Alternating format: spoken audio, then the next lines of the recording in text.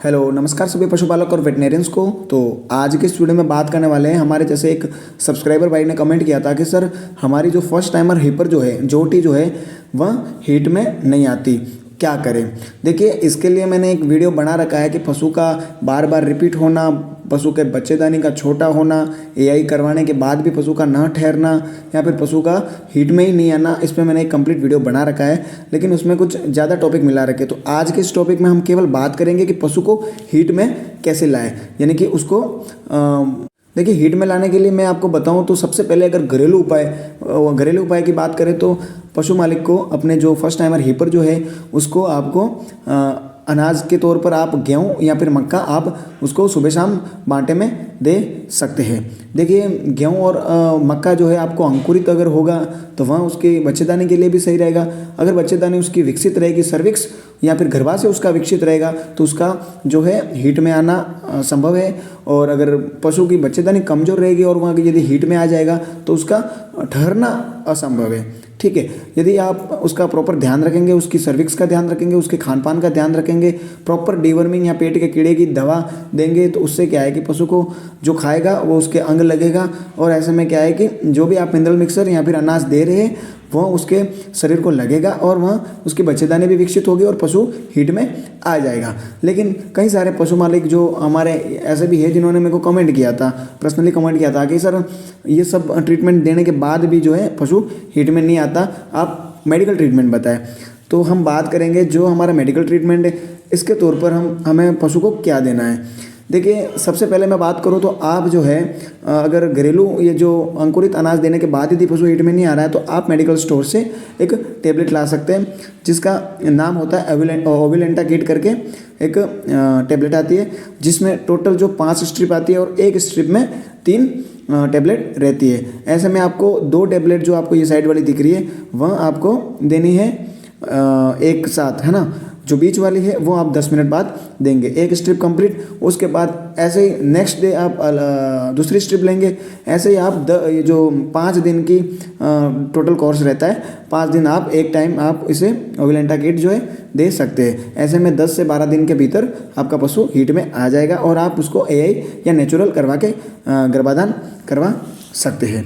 इसी के साथ मैं पशु चिकित्सकों को बताऊं, यदि हमारे जो प्रैक्टिशनर हैं पुराने हैं उनको तो पता है, लेकिन हमारे प्रैक्टिशनर है वेटनरी प्रैक्टिशनर उनके अगर उनको बताऊं तो आप उसके तौर पर एक इंजेक्शन आता है हमारा बुसेरलिन करके, बुसेरलिन एसीटेट करके, जो गायनारिज करके मेडिकल पर उपलब्ध रहता है, कई नाम से उपलब्ध रहता है, लेकिन हमें सॉल्ट उसका पता होना चाहिए। बुसेरलिन होता है GnRH हार्मोन का इंजेक्शन रहता है, गोनाडोट्रोपिन रिलीजिंग हार्मोन। देखिए GnRH, LH, FSS और एस्ट्रोजन और प्रोजेस्टेरोन सारे ये जो हार्मोन है उनके बारे में भी मैंने एक कंप्लीट वीडियो बना रखा है। देखिए इसके बारे में जानना आपको इसलिए ज़रूरी है, यदि आप एक वेटनरी प्रैक्टिशनर है, एआई वर्कर है और एक अच्छे एआई वर्कर के तौर पर आपको जो है पशु की जो है आंतरिक गर्भाशय की आंतरिक संरचना के बारे में पता होना चाहिए। लाइक ओवरी का स्ट्रक्चर पूरा, कैसे फॉलिकल्स बनते हैं, कैसे अंडा बनता है और कैसे जो है ओव्यूलेशन होता है, इसके बारे में आपको पूरा पता होना चाहिए। साथ ही कार्पस लूटियम क्या होता है, कार्पस लूटियम का काम क्या होता है, इसके साथ प्रोजेस्टेरोन का काम क्या होता है, इसके बारे में मैंने कंप्लीट वीडियो बना रखा है। एक ही वीडियो में सारी जानकारी दे रखी है। हार्मोन जितने भी है, प्रेगनेंसी से संबंधित जितने हार्मोन है, जितना ओवरीज में जो भी स्ट्रक्चर रहता है उसके बारे में कंप्लीट वीडियो बना रखा है। सो आप डिस्क्रिप्शन में लिंक दे रखा हूँ, वहाँ से वो वीडियो पहले जरूर देख लें। देखिए अब हम बात करते हैं, जैसे बुसेरलिन इंजेक्शन तो मैंने बता दिया, GnRH हार्मोन का इंजेक्शन आता है जो ओव्यूलेशन के लिए हम पशु को देते हैं मोस्टली, लेकिन इसको पशु को हीट में लाने के लिए भी हम पशु को दे सकते हैं। ऐसे में इसकी डोज रखेंगे 5 ml, बाकी इसका 2.5 ml डोज रहती है यदि ओव्यूलेशन के लिए हम पशु को दे रहे तो। बाकी जब आप ये हार्मोन के बारे में या मैं जो अभी हार्मोन बताया हूँ ओवरी के स्ट्रक्चर के बारे में जब भी देखेंगे तो उसमें मैंने बुसेरलिन इंजेक्शन के बारे में भी बता रखा है। अगला इंजेक्शन है हमारा, देखिए जब पशु को हीट में लाना है तो या तो आप बुसेरलिन दें या ओविलेंटा किट दें। इसी के साथ तीसरा अगर मैं इंजेक्शन बताऊं तो वेटमेट करके इंजेक्शन आता है जिसमें सॉल्ट रहता है क्लोप्रोस्टेनॉल।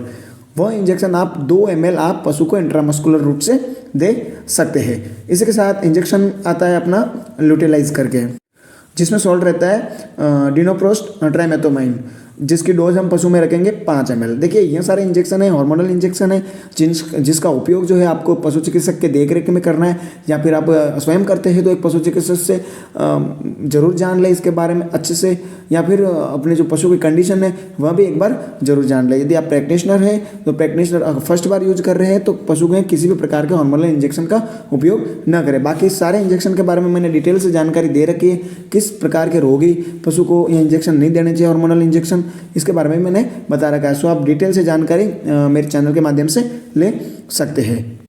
देखिए ये सारे जो इंजेक्शन बताया, लगभग मैंने 3 से 4 इंजेक्शन तो बता दिए थे। देखिए ये सारे इंजेक्शन में से एक इंजेक्शन आपको पशु को लगाना है। एक बार पुनः कहता हूँ मैं, इन जो इंजेक्शन बताया उनमें से एक इंजेक्शन आपको पशु में लगाना है। आप इनमें से कोई भी एक इंजेक्शन पशु को लगा सकते हैं हीट में लाने के लिए। बाकी आप जो मैंने टैबलेट बताई है उस टैबलेट का भी पशु में उपयोग कर सकते हैं। तो फाइनली आपको ये वीडियो कैसा लगा कमेंट करके जरूर बताएं, और भी इसी तरह के वीडियो देखने के लिए मेरे चैनल से जरूर जुड़े। साथ ही आप यदि मेरे व्हाट्सएप ग्रुप से जुड़ना चाहते हैं तो डिस्क्रिप्शन में लिंक दे रखा हूँ, वहाँ से आप मेरे व्हाट्सएप ग्रुप से भी जुड़ सकते हैं। बहुत बहुत धन्यवाद।